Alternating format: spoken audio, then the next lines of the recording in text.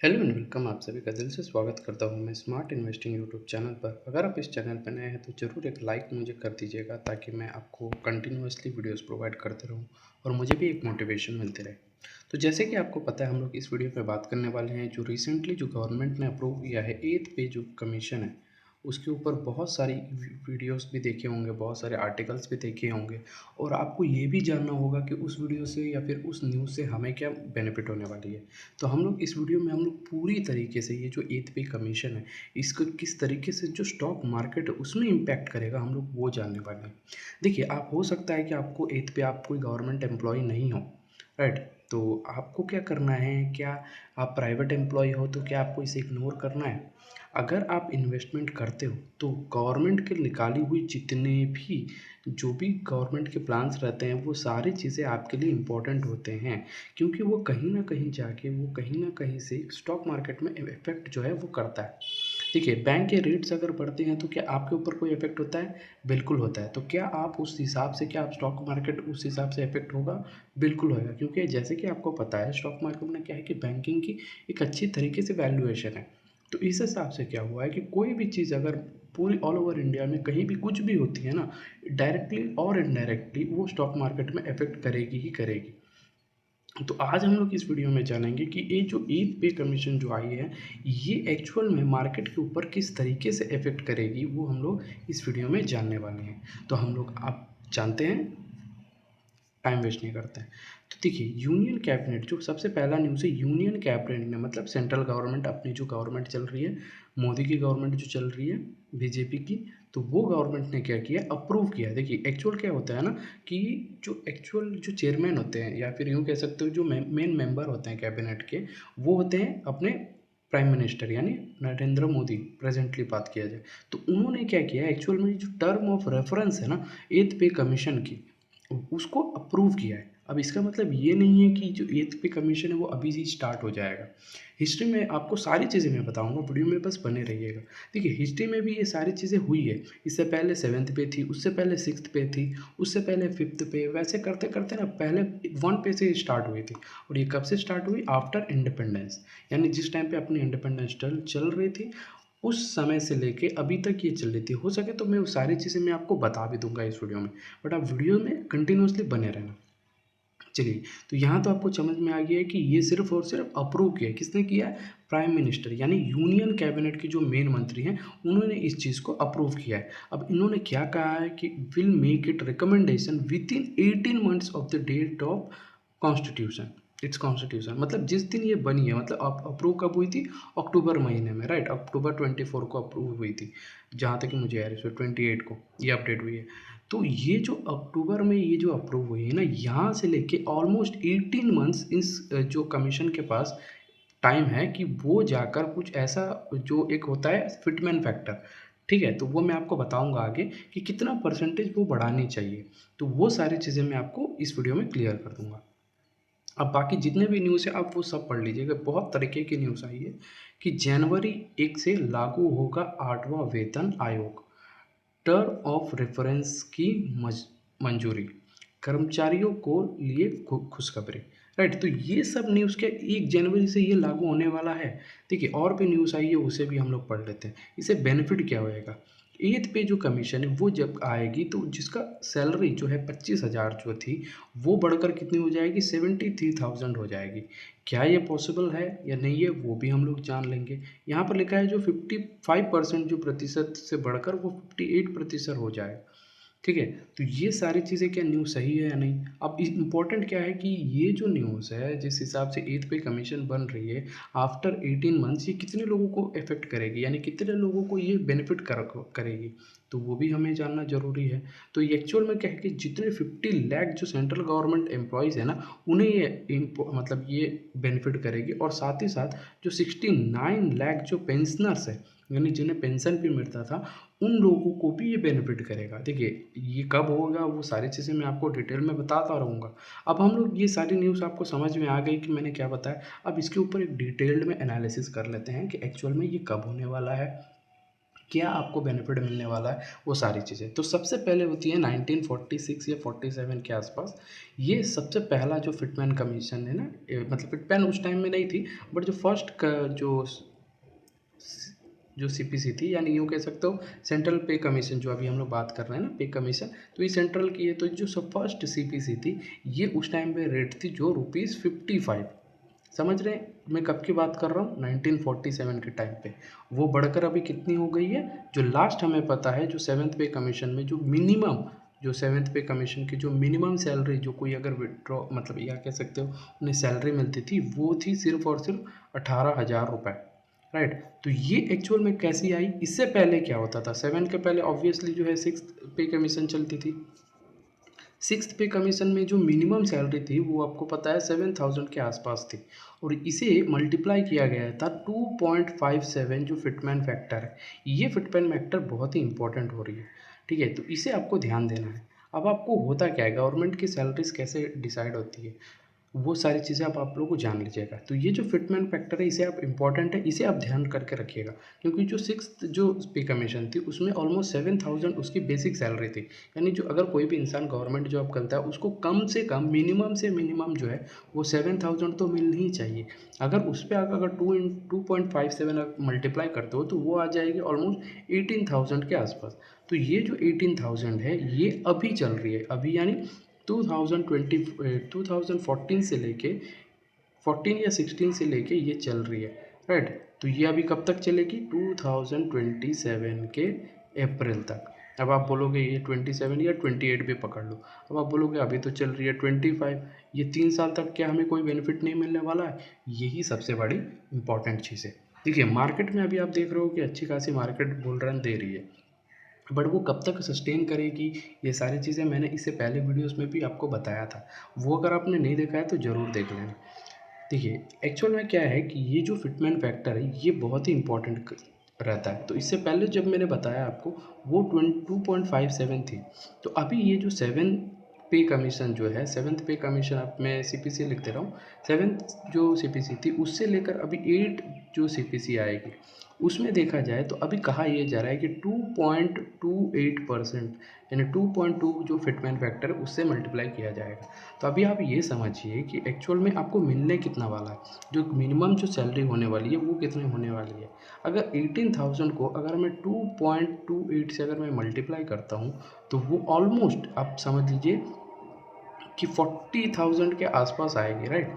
तो आपको मिनिमम जो सैलरी है वो 40,000, और यहाँ से कंपेयर करें तो ऑलमोस्ट 35% या 34% के आसपास ये बेनिफिट करने वाली है।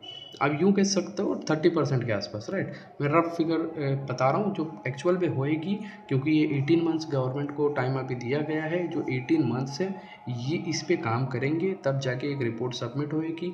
जिस दिन ये सबमिट होएगी, वहाँ से, यानी ये तो लागू तो हो जाएगी 26 से। राइट। 26 से लागू होने की बात तो चल रही है, बट ये एक्चुअल में क्या होने वाली है, क्या है, वो सारी चीज़ें हम लोगों को बाद में पता चलेगी। तो ये चीज़ आपको बहुत ही ज़्यादा ध्यान देना है। जिस हिसाब से मैंने अभी बताया, वो सारी चीज़ें तो होप आपको समझ में आ गई होगी। अब मैं बताता हूँ कि ये सारी चीज़ें मार्केट में इम्पैक्ट कैसे करेगी। देखिए, जिसकी भी सैलरी, जो मैंने एक आर्टिकल दिखाया था ना, जिसमें 25,000 जिसकी सैलरी थी, यानी जो बेसिक पे, वो बढ़कर कितनी हो जाएगी? 73,000। राइट। तो अब बताइए, ये जो एक्स्ट्रा मनी आया है, ये जो ऑलमोस्ट यहाँ पर जो 50,000 के आसपास जो बेनिफिट मिला है किसी एम्प्लॉय के, तो वो क्या करेगा? वो कहीं ना कहीं तो खर्चा करेगा। और अभी जैसे कि आपको पता है कि जीएसटी के टाइम पे, जब जीएसटी 2.0 आया था, तो वो भी किस लिए आया था? एक आम आदमी के लिए आया था। तो वो मार्केट में इन्फ्लुएंट करेगा, मतलब पैसा मार्केट में डालेगा, या फिर मार्केट मतलब क्या है, ओवरऑल इकोनॉमी में जब खर्चा करेगा तो लोग ज़्यादा खर्चा करेंगे, तो कंपनियों को ज़्यादा पैसा मिलेगा। जब ज़्यादा पैसा मिलेगा, ज़्यादा सेल्स होएंगी, तो ज़्यादा प्रॉफिट होएंगी। जब ज़्यादा प्रॉफिट होएंगी, तो जाहिर सी बात है, कंपनी अपनी जो शेयर वैल्यू है वो बढ़ेगा। और जब शेयर वैल्यू बढ़ती है, तो जाहिर सी बात है, तरह तरीके के जो इन्वेस्टर्स होते हैं, वो सारे के सारे इसमें प्रॉफिट ले जाते हैं। तो इस तरीके से क्या है कि पूरी की पूरी इकोनॉमी चलती है। तो ये तो मैं सिर्फ और सिर्फ जीएसटी के बारे में बताया। राइट। बट सिर्फ और सिर्फ जीएसटी इस समय पे इफेक्ट हुई थी? Answer is no. क्योंकि जैसे ही जीएसटी हुई, जीएसटी जब दिवाली के टाइम पे ये जो अप्लाई हुई थी, उसी वक्त ने अपने जो प्राइम मिनिस्टर है, उन्होंने ये बताया कि जो डियरनेस अलाउंस है, वो ऑलमोस्ट 3% तक बढ़ा दी जाएगी। और अभी जिस तरीके से आप मार्केट में ये जो बुल देख रहे हैं, मतलब जो रैली देख रहे हैं, वो सिर्फ़ और सिर्फ यही 2 फैक्टर है। पहली है जीएसटी की न्यूज़ और दूसरी है डियरनेस अलाउंस की 3%। बहुत सारे और भी फैक्टर हो सकते हैं, बट जो मोस्ट इम्पोर्टेंट जो फैक्टर्स हैं वो यही 2 हैं।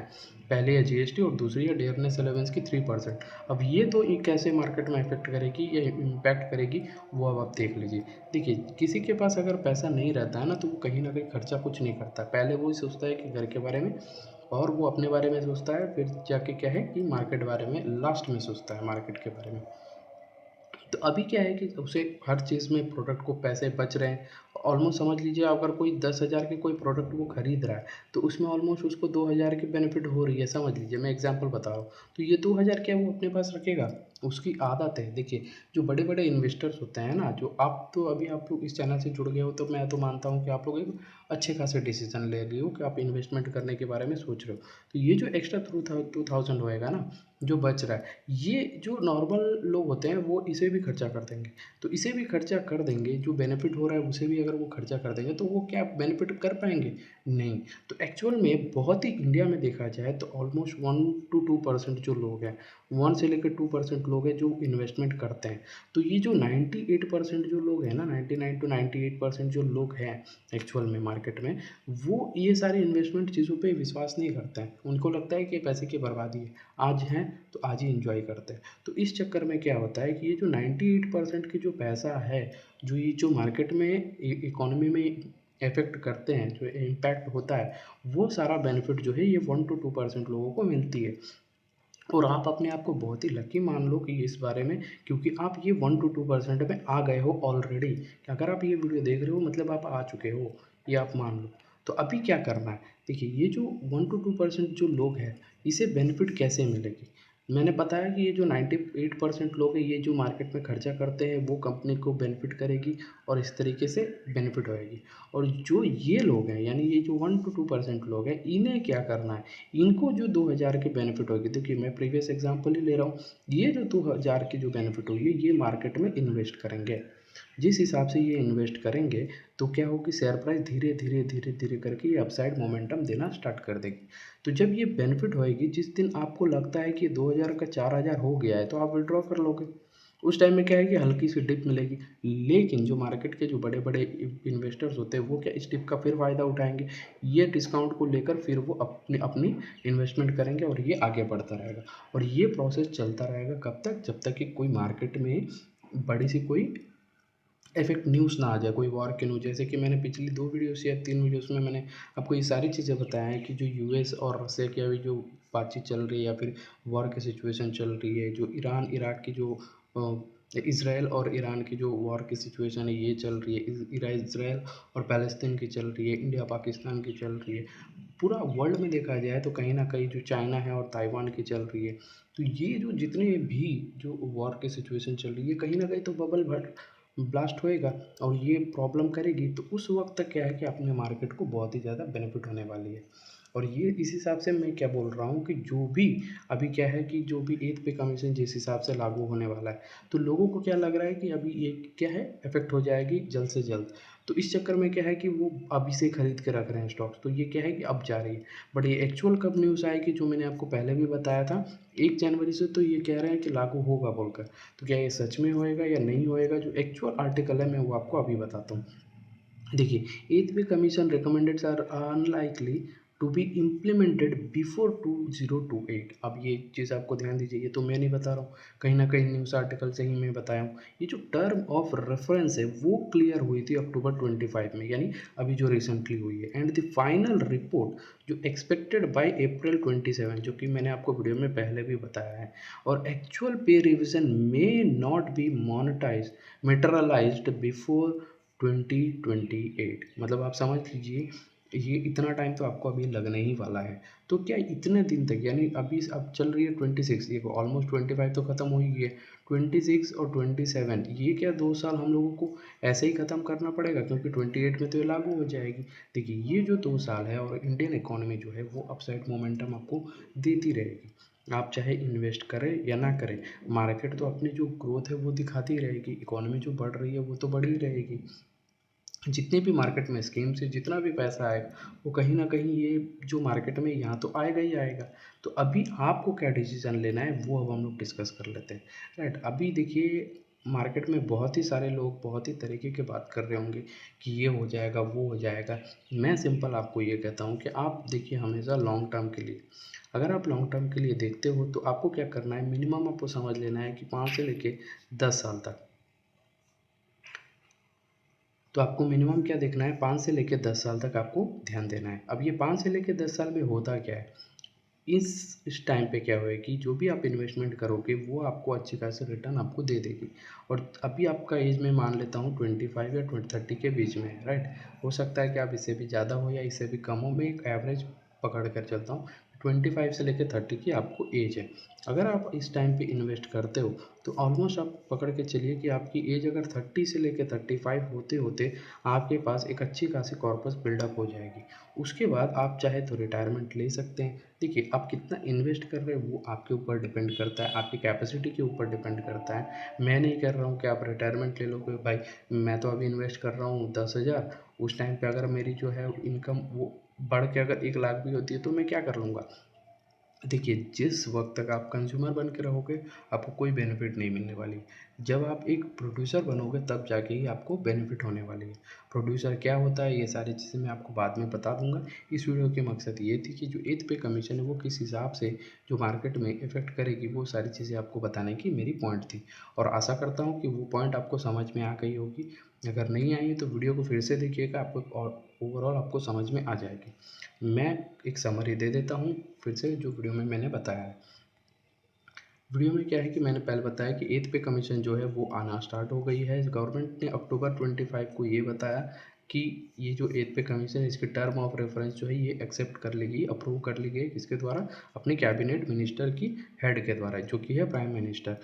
इनको टाइम दिया गया है ऑलमोस्ट 18 मंथ्स। 18 मंथ्स में क्या होएगा, इन्हें एक रिपोर्ट सबमिट करनी पड़ेगी गवर्नमेंट को, जिसे अप्रूव तो ऑलरेडी हो चुकी है।